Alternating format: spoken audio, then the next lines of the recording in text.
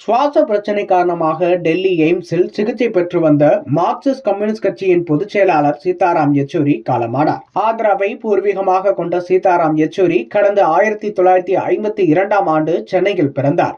படிக்கும் காலத்திலேயே இவர் அரசியலில் தீவிரமாக ஈடுபட்டிருந்தார்.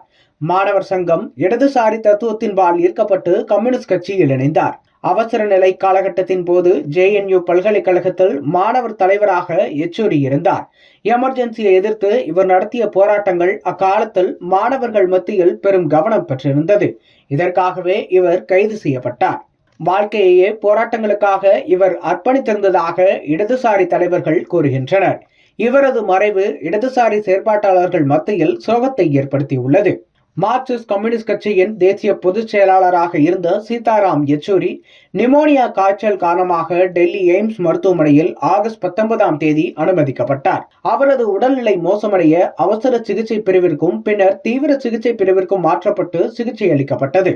சீதாராம் யெச்சூரிக்கு தீவிர நுரையீரல் தொற்று ஏற்பட்ட நிலையில் செயற்கை சுவாசம் அளிக்கப்பட்டு பல்துறை நிபுணர்கள் கொண்ட குழுவினர் தீவிர சிகிச்சை அளித்து வந்தனர்.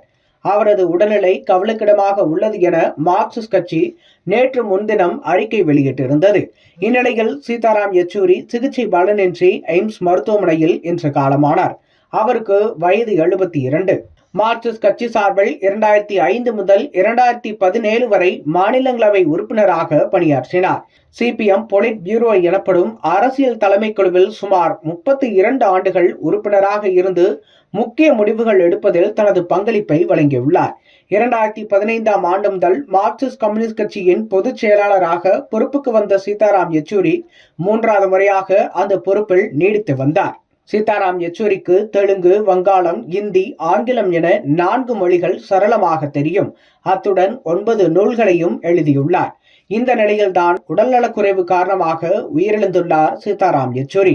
இவரது மறைவு இந்திய அரசியலிலும் இடதுசாரிகள் மத்தியிலும் பெரும் சோகத்தை ஏற்படுத்தியிருக்கிறது.